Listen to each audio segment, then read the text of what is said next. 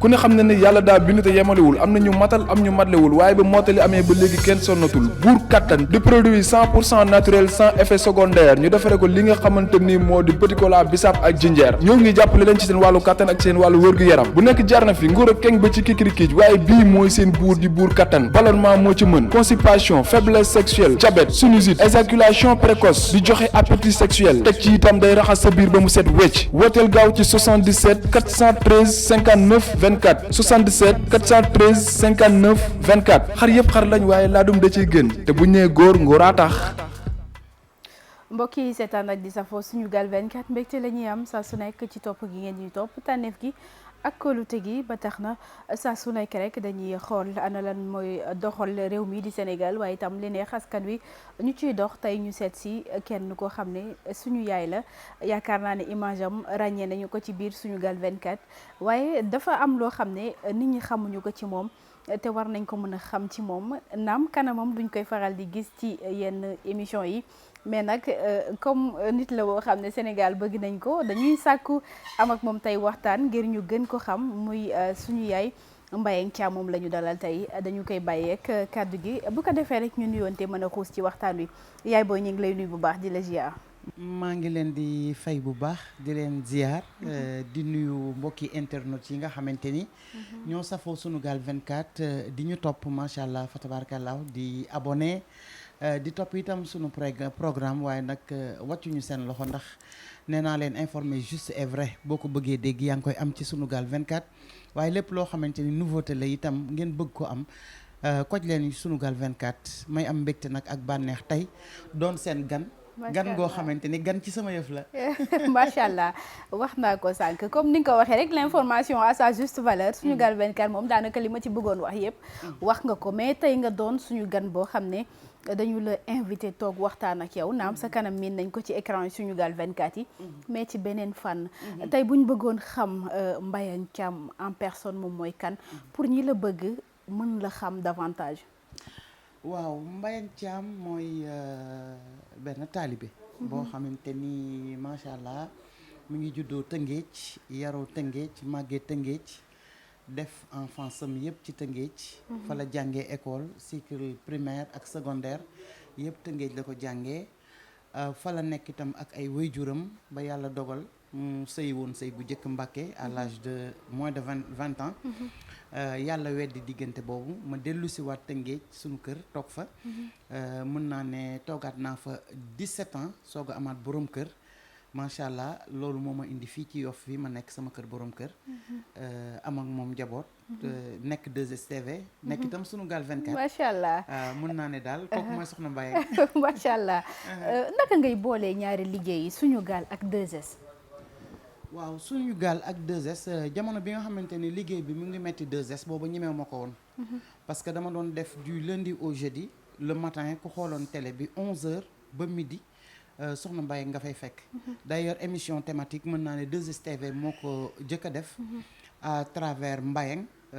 mu nekk koo xamante ni moo ko doon présenté ba finalement émission yooyu nga xamante ni dafay laal kër yi laal jigéen ñi laal njaboot gi yeneen télévision yi di ko def loolu c'était en 2007 ci laa ko commencé woon yaakaar naa ni benn télé defu ko fi woon ba ni ñu ko defee mu ba toll fi ñu toll bi ñu demee ba à un certain moment nag ñu jox ma samedi ba samedi ma xam ni toog bi rek samedi ba samedi ma génn dem liggéey te nekkuma koo xamante ni damay dem di ñëw nekkuma commerçante yoruma boutique yoruma dara ma ne pourquoi pas temps bi nga xamante ni maa ngi koy am di ko passé ci sama kër ma indi benn concept ci Sunugal 24 tuddee ko Kër Mbayang di ci dalal tradipraticiens yi d'autant plus que dama leen daan dalal au niveau de la 2STV ñu fay jaar tous les lundis te ñoom bëgg nañ ko nit ñi bëgg nañ ko ma ne pourquoi pas ñu jël ko def ko ci surtout Sunugal 24 léegi nag ñu tuddee ko Kër Mbayang comme man kër gi ko xam-xam ni sama étiquette la affaire bi itam ñu tuddee ko Kër Mbayang vraiment toog acceptel ma ko muy suñu directeur ma koy nuyu au passage accepté ko bi ma ko waxee mu ne loolu moom idée bu rafet la ci lañ ko defee ma ne nag toog bi may toog pourquoi pas ma di ko def tournage yoo xamante ni sama biir kër lay xewee sama salon ñu def tournage yi su ko defee mu doon liggéey boo xamante ni daal jàpp naa ne dina yëngalaat yaram bi tuuti quoi. mësoo am problème ak waa 2STV. non 2007 jusqu'à nos jours musuma fa am benn problème. léegi lan moo tax franchement émission damay gis des fois ngay percer di gën a avancer peut-être ñu lay yokkal ay émission mais dañu gis que yow yaa ngi doon def du lundi au jeudi mais benn yoon rek lañ lay jël léegi mu di week-end bi lan moo waral loolu. waaw enfin li tax ñoom ñu décider ko xëy na liñ ma wax rek man moom laay mën a jàpp parce que dama doon def lundi ba jeudi mais léegi doon ci boole itam coow li mais bi nga xamante ni Covid bi ñëw na déjà loolu moo téye émission coow li ndax doon naa fa de présenter itam journal en wolof mais Covid bi mu téye coow li parce que dañ doon tere rassemblement yi bi ñuy tere rassemblement yi donc coow li dafa doon demande publique bu bari plus 6 invités defe naa ne rassemblement foofu la mën a yem donc bi Covid bi ñëwee ñu arrêté ko pour bañ loolu après si la ñu xool nag émission kër gi encore ñu ne nañ ko def samedi ba samedi li ñu ma wax itam ne fa lañ ko basé wu te dama koy d'accord muy que ne 2017 dama amoon benn maladie boo xamante ni mun naa ne mi ngi may topp ba suñu jon yàlla tey donc ñu bañal ma coono boobu tax ñu wàññi émission bi ne ma samedi ba samedi mun nga ko jël mu nekk émission boo xamante ni day am doole mu nekk 1 heure de temps yu may ànd ak ñaari invité te dama ciy d'accord ak ñoom itam parce que xam naa ni 15 ans de télévision maa ngi dugg sama 15e année du lu yomb 15 ans yoo xamante ni tous les jours nga di ko def itam à un certain âge ab itam ak li nga xamante ni moom nga àndal pour nga def émission bi tous les jours dafay metti biñ ma ko waxee it dama ci d'accord ak ñoom mais néanmoins je te dis depuis bi may présenter journal télévisé di ko boole kër gi du lundi au jeudi plus coow li lan ma doon fay ba léegi bi may liggéey samedi ba samedi dara manqué wu ci parce que embauché la direct donc wàññiwuñu dara ci sama salaire. macha allah waaw coono bi kay lañ ma wàññil. coono bi lañ la wàññil kon loolu dafay firndeel ni que lu ñu lay wax comme sa problème mu bët yi ak yooyu. dëgg la du dara moo tax ñu épargner la peut-être du lundi au jeudi boobu. ñu ñëw ci li waral peut-être tey jii nga dem ba ñu. bàyyi jeudi bi lundi bi ba jeudi bi mu di sa feebaru bët bi nga xam ne moom moo la daloon mais dañ newoon que fi ay temps Mbayang dem na ba gisatul woon est-ce que loolu lay firndeel la maanaam yàlla demoon na ba muur ay bëtam mais tey jii mi ngi toog jàkkaarloo waat ak ñun di wax ak ñun mi ngi ñuy gis ñu koy gis donc sant yàlla feebar boobu loo ñu ci mën a leeralal ndax li nit ñi doon wax dëgg la wala waaw yaakaar naa ni mbokk yi nga xamante ni ñu ngi doon suivre Mbayang di ko suivre via la 2STV ak ci yenn sites yi nga xamante ni ñi ma woon na ñu yëkkati seen téléphone wax ak man xam nañ ni dëgg la yàlla nag sunu borom moom mooy dogal 2017 defe naa ni dama toog ba benn instant benn jeudi si laa xaw a feebar tuuti après lundi ma dem di defi jiwaat émission mu xaw a doy waar bañ naa ko ba caméraman bi daf may wax caméra baa ngi nii affaire bi jaaxaloon na donc mardi ma forcé dem mercredi ma forcé dem jeudi ba ma dem sama direction bi may dem sama borom kër laa àndal moo jàpp ci sama loxo muy affaire bu gaaw boo xamante ni kenn mënul comprendre lan la te jusqu'à nos jours itam kenn xamagul lan mooy maladie bi parce que dañ ne xëy na ci deret ji la nekk moom mooy circuler jëm ci bët yi noo ko dundee metti parce que dem naa ba benn jour dugg naa hôpital Grand Yoff di def analyse maa ngi toog ak nit ñi xamuñu ne soxna Mbayang moo toog tellement changement bi dafa gaaw ndax nit koo xamante ni da nga nekk nitu média di génn di cokki comme ni ñu koy waxee toujours ngay jéem a jag nga jékki-jékki yàlla muur say bët loolu dafa nekk loo xamante ni mettit mënu koo weesu. psychologiquement bi nga toogee un bon jour gisatoo sa xel lan la jàpp ak lan nga doon xalaat non man je me disais que ne yàlla am na lu ne mais espérer tuma woon gis franchement parce que yëf yi gaaw na doy na waar te mun naa ni c'est pas héréditaire parce que sama yaay ak sama papa yëpp kenn ku ci nekk bi ngay wàññeeku 80 ans nga am te ku nekk yaa ngi yoroon sa gis-gis di dem je suis la seule personne boo xamante ni ci sunu famille loolu moom la dal ma jékki-jékki un beau jour samay bët muuru mais nag ma ànd ceeg ngëm ànd ceeg ngëm gu toll ni lu bu ñëwee rek lu ñëw rek dama naan sunu borom la am na ñu doon wax sax bindoon nañ ko ci site internet yi soxna Mbayang Thiam a été maraboutée dama woo site boobu ne leen ku leen ko wax ñu ne ma dañ ko dégg man leen mais bu ngeen ko déggee nii ma def ba jot leen ngeen def ko yéen ba jot ma wax ngeen loo xamante ni nekkul ma ne borom site bi yow bi ngay départ sa kër di ñëw di liggéey sa rombo ay silmax mu ne ma ah kay ma ne ko est-ce que dañ leen a liggéey ñoom mu ne ma non ma ne ko mi ngi noonu nattu bu ñëwee ci doomu aadama da ngay nangu ne nattu moo ñëw te yàlla ku ci nekk ak lim lay nattoo man problème mu bët la ma nattoo donc waru leen woon a bindu loolu boobu mi ngi ma fekk Tunisie mais faju parce que faju naa fii ba sonn ma gis ne mu ngi empiré ak yooyu yàlla boole mag un ministre de la République kooku nga xamante ni Moustapha Diop lañ koy wax di maire Louga kooku lu waay mën na ma ko ñaanalal yàlla parce que xamuma ko mais dama déggoon ñu ne que Marième Faye Sall moo la jëloon en charge non bët yi bi muy soog a commencé franchement amatuma woon fu ma jëm bindoon naa Marième Faye subitement nag 2 jours après mu woo ma jox ma 2 millions franchement mosuma ko gis mosuma toog ak moom itam mës naa ko gis parce que duggoon naa fa mu doon ma jox ay dons pour émission kër gi ci laa ko mës a séene ci fi nga xamante ni fa lay nekk muy fondation bi fi mu nekk Servir le Sénégal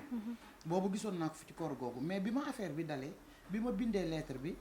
par le biais de Pape Alé Niang ma koy nuyu au passage di ko ñaanal jàmm yàlla na ko yàlla dëgëral du seetaan kenn moom Pape Alé moo jël lettre bi dama yóbbu ko fondation bi mu ko yóbboo madame Mbengue oo ma ne ma Marième Faye jox na la fi temps muy 2 millions ma ñëw boobu maa ngi faju fii analyse yeeg yi ñuy def ak yooyu si laa ko def jaboot ci laa doon dund ci laa doon def yëpp mu jeex dama toog un jour sama kaw lal laa toog sama téléphone sonné sama borom kër moo jël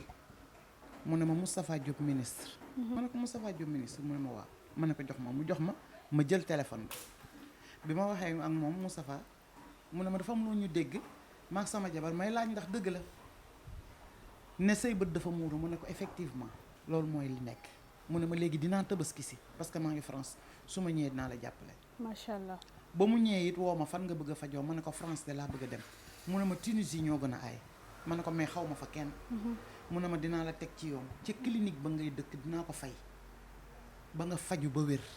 wallahi azim te nam la ko waxee woon na la ko defee nem ma ko waxee woon noonu la ko defee na ma koy àndal ma ne ko sama borom kër mu ne ma dinaa ko jëlaale moom en charge lépp mu jënd ko billet avion aller retour dépensé na ci sama biti 5 millions et quelques moment boobu waa 2S fan lañ nekkoon moment boobu waa 2S ñu ngi fi ñu ngi fi woon ñu ngi la doon jàppale moment boobu non moment boobu xëy na dañ ko yëgul xëy na looloo tax gravité cas bi xëy na dañ ko yëgul looloo tax mais daal Moustapha bàyyiwu ci samay mbokk bàyyiwu ci sama borom kër bàyyiwu ci kenn bi ma demee ba ñu opéré benn bët bi ne beneen bët bi duñ ko laal ndax dafa suudewu ba ëpp wala bala ñu koo laal dina def 1 mois dama ko woo téléphone ne ko kat maa ngi bëgg a ñibbisi parce que nee nañ benn bët bi duñ ko laal ndax dafa kolewu benn bi nag jot nañ ko sauver ba xaw na leer tuuti mais bu ma fi toogee 1 mois dafay metti li may def mooy damay retourner ba 1 mois yi mat ma dellu siwaat xam nga Moustapha Diop lu ma ci tegal bugguma nga ñibbisee ci dëkk bi ak benn bët mel ni man magam laa ko wax parce que maa ko mag mais dafa mel ni man magam laa man xaw ma lu non Moustapha ku baax la lan ngeen mës a seq yéen ñaar peut-être ba mu dem ba am cofeel boobu ci yow wala yërmande bi ba jël la en charge mësuma campagnal nit ku dul moom sax mësuma ko campagnal mësuma topp ci ginnaaw nit di tàccu xaw ma politique xaw ma taxaw ci buntu bureau xaw ma fenn mais xamante ngeen avant sa bët yi di muuru dama ko doon gëstu sax pour jot ko looloo waral ma am numéro am macha allah dama doon gëstu pour am ko parce que boobu la nekkoon ministère bi nga xamante ni dafay aider jigéen ñi xamatuma ministère bi nu mu tudd ministère bi mu jëkk a nekk daf doon def ay maanaam financement di ko financer jigéen ñi ma ko doon wut pour am ko mënuma ko am ma toog ba benn instant buñ ne koor gi suba la koor gi bizarrement ma envoyé ko message mu ne ma ñëwal sama bureau ma dem bureau wax ko ne ko kat gis naa yi ngay def dama bëgg ku ma jàppale financement yeeg yooyu dama ci bëgg mu ne ma amul benn problème nañ la jàppale ma dellu si waat toog sama kër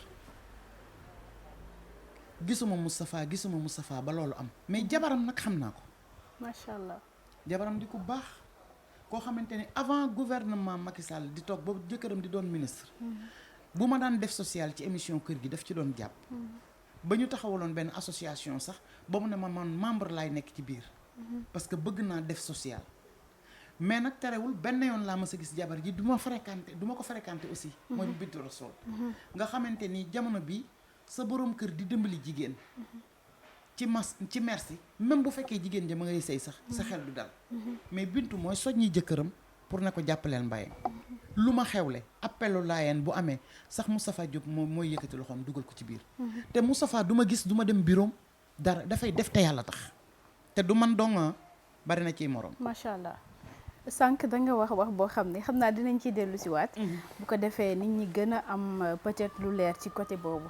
bi ngay dem Tunisie ak sa borom kër yéen a àndoon. toujours marié wala parce que loolu tamit bëgg naa ñu leeral ko. waaw mariage ba mu ngi fi. waaw xam nga des fois comme Sénégal la ñu nekk te chaque jour da ngay dégg ay rumeur. boo jàkkaarloo ki nga xam ne moom la concerné yaakaar naa ne lu mu wax rek war naa mën a doy ñi nga xam ne ñoom ñoo ñuy.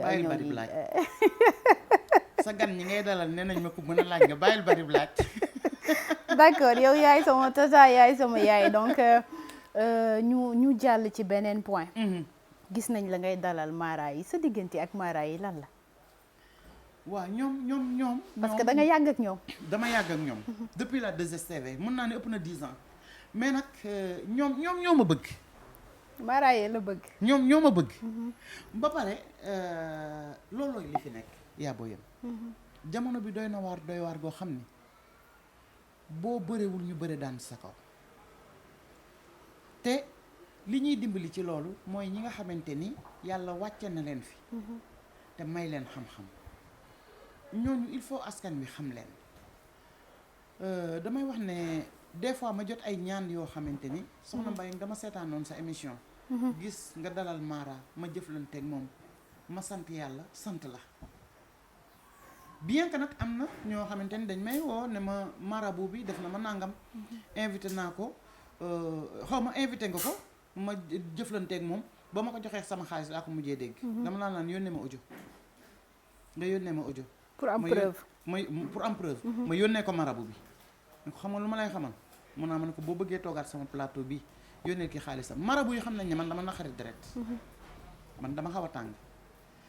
yónnee xaalisam macha allah nga indi justification wala nga leeral sa diggante yaak moom ma soog la bàyyi sinon doo fi toogaat macha allah te en général sax kuñ ma kalaame doo fi toog donc parce que dafay yàq sa liggéey dafay yàq sama liggéey dafay yàq sama réputation parce que dañuy wax ne soxna Mbayang ak marabu bi ñoo ànd waaw boo jëflanteeg marabu bi après dañ koy jox xaalis neexal ko mu noppi te araam loolu amul soxna Mbayang yaa xayti mu laa nii wax naa leen embauché la te yàlla may na ma nit ñu baax ku mel ni Moustapha Diop ak Bintu Rasoul ku mel ni soxna Mariam Faye Sall kon donc ñooñu bu ma soxlaa dara bu ma nammee dara du ma ko jaar ci ay mbokki internet yoo xamante ni dañuy dem ci sëriñ bi jox ko ñu jox sëriñ bi yëkkati ñeenti junni wala dara jox ma ku nafate ñeenti junni balaa caag ma fëgg la yow sama doom awa macha allah ne la jugal toppatoo jil sa yaay ñeenti junni bu boobaa da nga koy wuti wala libaas mi yaay borom réew mi sax ni laa ko mën a tuddee parce que réew moo xam ne nekk nga fa dafa def lu baax am fay nit yu baax yaakaar naa ne waroo faa mën a ñàkk dara voilà doo fa ñàkk dara surtout suñu liggéey bi ñuy liggéey au niveau de la 2STV man dama leen di wax ne bakken sax am naa ko ci parce que nit ñaa ngi am ay problème ay jigéen ñu ëmbal leen ñu bëgg a jur sànni ma ne bul sànni yootal ndànk ñëw indil ma sama kër defe naa ni juróom-ñaari xale joxe naa ko ci sama turandoo am na borom kër man am xama sama borom kër am na turandoo man am naa turandoo sama yaay am na turandoo sama mag jox naa ko jox sama njëkke jox jàmbur ba yor ci kenn sama biir kër macha allah donc liggéey bi desalatuma dara man El Hadj Ndiaye dama koy sant bu baax de parce que sama yaay dafay faral di wax ne sibuma kama rey ka ma faxal ba ñu rey ma kooku laa sib te ñoom 2STV ñoo ma fëxal ba boole ma ak àddina lu ma bëgg am ko macha allah moo tax loolu buñ ma defalee ak buñ ma defalul yëpp loolu laa leen di gërëme fan yële dalal nga fi benn mara boo xam ne mi ngi def buzz ci réseau yi te boo xoolee yaa ngi wax léegi que am na ñoo xam ne boo leen dalalee dootoo leen dalal c'est parce que dañuy yàq sa image yàq sa réputation te loolu suivre nañ commentaire yi mu di Kunkande Mbayang bu mu dalalati Kunkande c'est parce que day yàq image am ñu gis ne moom nee na dafay waaj a xaar géej gi mu di suba ci bisub Tamxarit bi biñ ko déggee lan nga ci xalaat ak peut-être yow sa gis-gis image boobu ak wax boobu mu wax noonu nan la mën a def ci réew mi di Sénégal ak bisub suba bi yow sa gis-gis lan moo ci war a xew. man de ndaama yàlla dogal na moom damaa naqari deret waaye damaa ragal man moom li may def bisub suba rek mooy toog fii ci sama biir kër. taal sama télé direct Sunugal 24 ci YouTube bi. fas yéene xool li war a xew. du ma ca dem du ma ca yable ku ma déggalit doo ca dem. di nga toog ci sa biir kër. ndax lu toll ni xarum géej gi gëj nañ koo dégg ci yonent yàlla Moussa waaye nag dalal naa fi ay nit dalalti fi leen fi ku ci nekk ma posé la même question. liñ may wax mooy yàlla mën na lu ne mën naa may ku ne lu ne. la nekk ci ginnaawam ba tax mu ne day xar géej gi. ni ki ëllëg xëy na moom moo ko xam. su fekkee xar na ko fa lillaahi alhamdi. ñu ne la mu waxoon def na ko su fekkee xaru ko itam. ñu jàppee ne doomu aadama dong la. d'accord doomu aadama dong la te it yàlla mayeegu ko martaba boobu foofu lañ koy teg. stratégie bi mu teg ne dafay xar géej gi dem ba ci biir mu ne 50 000 lay jaayee billets yi ku bëgg a assister xar géej gi loolu est-ce que dal na xel. man loolu jaaxaloon na ma parce que man dama ne bu fekkonte ne woon grand théâtre la koy xare ma xam ne mën na am entrée parce que buntu la. bu fekkee Sorano la mën na am entrée parce que buntu la waaye damay xar géej gi plage bi commencé fu kenn xamul jeexee fu kenn xamul. naka nga ko mën a baaree ba wutal nit ñi entrée foofu la problème bi nekk kon heure bii waroon na fekk installation fer yeeg. weñ yeeg pour wutal géej gi bunt. man loolu moom jaaxal na ma man entrée bi moom jaaxal na ma question boobu laa ci posé. te géej gi moomu ko Soumbédioune waa Soumbédioune ko moom. waaw est-ce que voilà dañ ko may possibilité boobu tamit. ndax muy baaree ka baasa ka kii. non ak géej gi ni mu toll. waa Soumbédioune moom li ma leen di ñaan rek mooy nan ko bàyyi. parce que nag bu fekkente ni mën na ko xar mu nekk découverte ñëpp tekki seen bët. su fekkente ni xaru ko itam ñu xam ni doomu aadama moo wax lu nekkul rek. sa xalaat bu xarul géej gi ban image lay amati ci réew mi wala lan moo ko ci mën a fekk. d'abord ñàkk a wax dëgg gi moom. dina ko ci fekk. ñaareel ba itam nit ñi duñ ko ci bàyyi ndax fi mu ne réseaux sociaux yi ku ci nekk yaa ngi naan booy dem da nga yóbbaale yat. su ko xarul dinañ ko dóor mu dee. dégg naa léegi sax ku naan su xarul géej gi suba këram lañ koy fekk moom du ñëw géej ga waaye ñun këram lañ koy fekk. dinañ ko jëli ji donc. sa vie est en danger. loolu mën nañ ko wax vie am mi ngi nekk en danger. vie wu njabootam mi ngi nekk en danger. te nit mënta dëkk ci toltolaan nag. génn réew mi génn dëkk bi fu ne nga di fa daw. waaye nag du bor bu mu ameel nit ñi encore damay xar géej gi xaruma ko. du bor bu mu ameel nit ñi. du loo xamante ni bu xaree géej gi nit ñi mën nañ ci am benn avantage parce que déjà bu ñu gisee géej gi xar ku nekk war ngaa tal leneen lu dul naan da ngay dugg ci biir jaar dem Europe. ndax mën ngaa jaar bi ci digg ba géej gi tëjuwaat donc. du lu mu ameel nit ñi du bor nii dara lu mu wax la. mais image am dina yàqu ci réew mi. image am moom laa la wax. ne la ñàkk a wax dëgg ci boppam day daal di am lu mu waxati nit dootu ko gëm. te kuy waatati di barki diw ngay wax. ak diw bi nga xamante ni moo fa waxoon day xar géej gi te xarul sax géej gi. voilà. doy na waar merci beaucoup maman ñu jeexalee ci li nga xam ne nag moom moo di bésub Tamxarit ndaxte. ayca yaay booy ñu jub Tamxarit mu di bés boo xam ne. bés bu yàlla màggal la amaana ngëneel li ci nekk yëpp ñun xale yi xamuñu ko. ngeen doon ay jigéenu Sénégal yoo xam ne bésub Tamxarit dafa am lu mu baaxoo. ñu tàmm di def cere yu baax.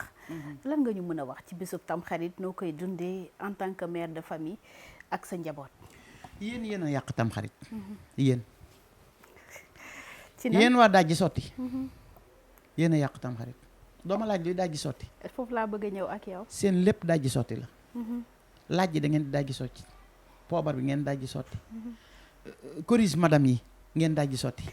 xam nga dañ leen di corriger loolu moo leen di corriger pot yi dajji sotti moo yàq Tamxarit gis nga ñun bu njëkk ba bu ñu masaan di Tamxarit sama yaay dinañu wëriloo fu nekk yomb ak gang est-ce que yow di nga togg gang. xam naa gang mais Dakar fii gisuma fi gang. merci yomb boobu ngay wax itam xam naa ko parce que man village laa dëkk. d'accord kon yow doo waa dajji sotti. non du ma dajji sotti. ñun dañuy dëbb def lépp moom gën a kuur la yor.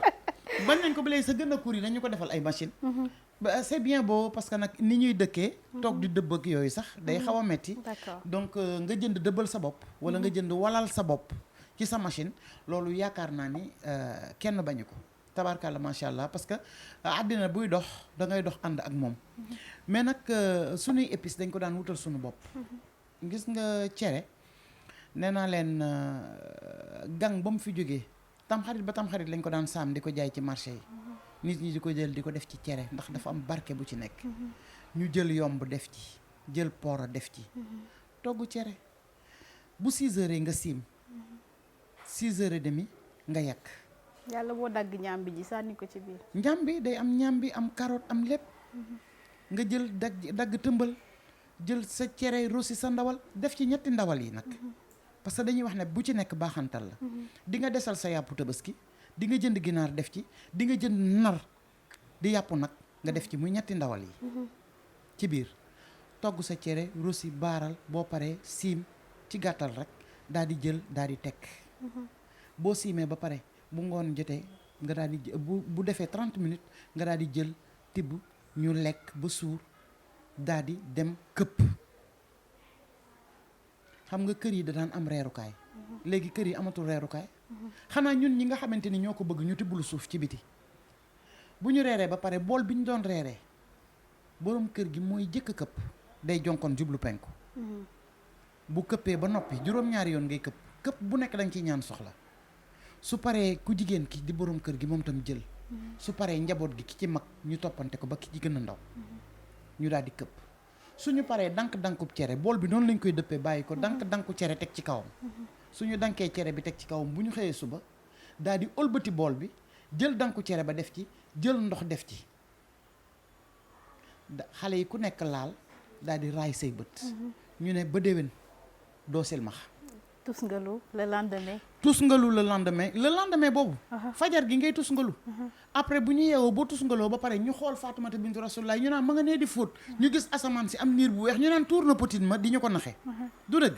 suñu paree daal di dem ca bool ba nga xamante ni moom lañ doon reeree dëppër ñi ko danga ko cere ba ñu def ko ci biir te même cere jooju bu ñu koy lekk daan nañu am habitude xale yi bu ñu xëyee bisu tamxarit taalibe yi am na saar bu ñu daan bind am na lu ñu daan bind moom lañ lay jox moom lañ lay jox ko ak danku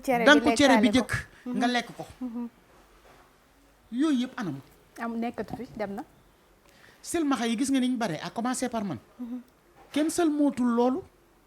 koo ko jox mun la tamaate jii nga may sël mu loo xaw ma dëgg la xaw ma du dëgg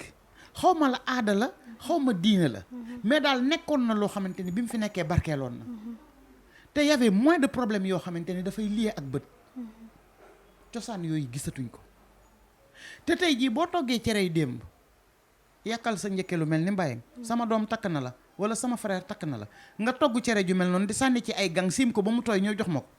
dama naa xoola awa li mu cere yow ak a xeewi xale yi di ko ba mu tëb di ci def buletu jaga di ci def ay tàndarma du n'importe quoi guddi gi nga mélangé ko ak soow meew mi lekk indi sa bopp jàngoro boo xamante ni ba déwén waat ci faju ak jënd ordonnance ngay dëkk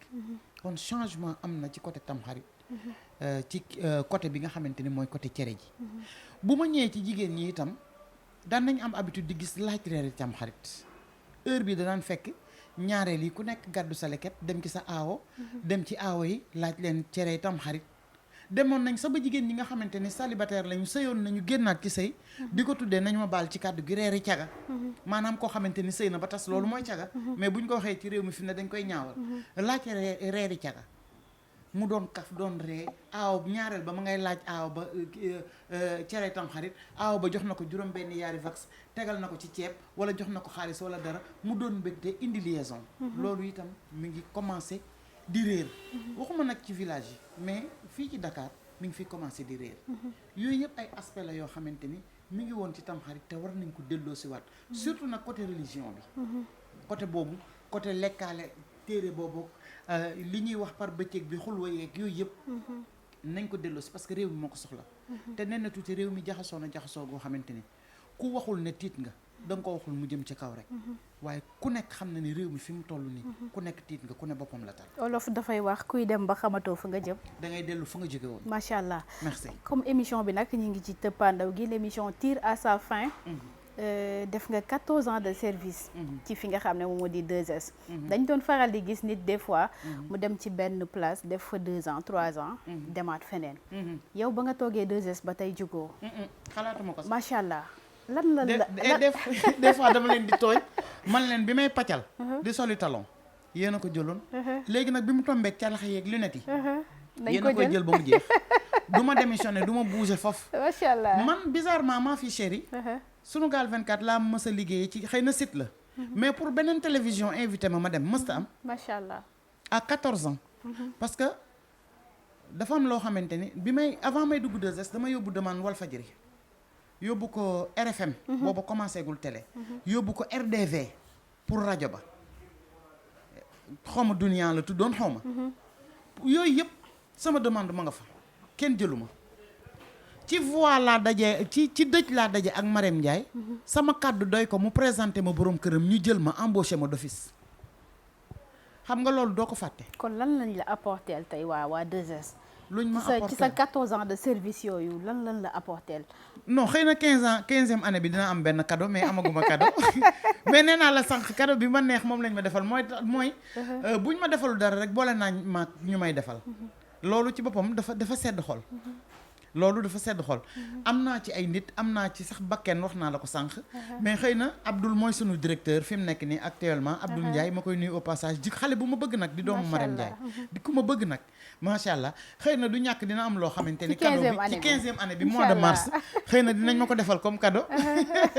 incha allah. merci beaucoup kon Abdou. yaa dégg suñu yaay boobu 15e année bi 14 ans de service ku ko def bay dugg ci 15e année yaakaar naa ne. vraiment voilà am na wax noo xam ne boo fa meloon doo fa yàgg. ndeysaan yaay boo ñu ngi lay jaajëfal bu baax a baax. kontaan nañ ci sa disponibilité. waaye tam ñu ñuy seetaan ci biir Sunugal 24. yaakaar naa ne tey liñ leen indiloon ak suñu yaay Mbaye Thiam soofu leen te du leen naqari yaay loo ñuy tàggoo. xam nga yow moom tam xarit la ma waxoon. ne ma moom la ñuy waxtaane ma ñëw mu dugg ci sama vie carrément nii bett ma nii xale bu ës bi awa waaye bàyyi naa ko waajoo ci internet bi su ko defee rek mu di ma ko oowal di ma ko sëfalal bu baax a baax a baax donc xanaa di am kontante di am mbégte di la ñaanal nag. macha allah macha allah am nga yar am nga teggin te le talent est là. yaakaar naa ni télévision yi nekk Sénégal soxla nañ la. macha allah ndax yaa ngi présenté journal en wolof ci Sunugal 24 di présenté ay émissions di jóg di dem di takk sa ndigg comme bi ma ci tolloo di dem kër nit ñi di defee ay interview rien que pour satisfaire mbokki internautes yi nga xamante ni ñoo ñuy topp. bëgg nga sa liggéey gëm nga sa bopp. macha allah li ma lay wax rek macha allah foncel bu la dara téye bul yëg sa bopp ci li ngay def. man parce que man loolu lañ ma yare woon loo def rek tuddee ko yàlla. nga bañ ci yëg sa bopp su ko defee rek di nga dem ci kanam ci kàttanu yàlla. may lay jaajëfal di jaajëfal équipe bu Sunugal 24 yëpp. di jaajëfal ñëpp ñi nga xamante ni ñu doon topp ci biir site bi di wax ne rek ñu ngi déwénati ñëpp di baalu ak ñëpp di baal ñëpp ak yàlla mi nga xamante ni mooy borom jéggal yàlla nañu suñu borom boole jéggal Sénégal yàlla def fi jàmm pandémie bi yàlla jële ko fi nit ñëpp mucc yàlla nañu bokk ci ñi koy nettali ci barke yonent bi sallallahu alayhi wa sallam di nuyu sama marabu yi may dalal nag ndax am na ci ñoo xamante ni yàpp naa leen lool di nuyu toog itam parce que maa ngi la koy wax sànq man la topp dañuy liggéey te mosuñu gisante. macha allah mais li may def doy na ko lu ma tëralit loolu ci lay d'accord. donc moom tamit maa ngi koy nuyu au passage di nuyu toute l'équipe daal di ñaan Sunugal 24 yàlla na ko yàlla def mu doon télé boo xamante ni international lay doon. jërëjëf yaay booy Tamxarit doon bés boo xam ne damay faral di dégg suñu kilifa yi di wax ne mooy bés bi yàlla di bindaat ñi war a dem dëwoon yàlla ñu ci boole. amiin bàyyi ñu fi ci jàmm ak salaam. waaye itam lépp loo xam ne rek ay mëbët la yàlla tekki loxo Sénégal gi yàlla wàcce fi jàmm ak salaam. amiin jafe-jafe yi ñuy dund actuellement yàlla nañ ko taxañ rek comme ni ñuy def. mbalit yi di sànni ci oto mbalit bi. Sénégal doon Sénégal ba ñu ko xamee woon réewum jàmm ak réewum teraanga. ami internet li lañ leen jëlali woon tey ànd ci ak suñu yaay Mbaye Thiam xam nga ñaari waxkat suñu dajee moom day xaw a metti nday ji bu ci doom ji jaaree. waaw te mu doon lu baax dañuy sant yàlla. doom ndeyam da caa foor. bu koy nàmpal da koy xool rek. ay ca di leen jox dig daje prochainement lay doon ak beneen daanaan ci biir réew mi. d'ici là portez-vous bien abonné leen activer seen cloche de notification libaas mi nekkoon ci technique bi cant ak ngërëm da koy ñeel jaa ngeen jëf.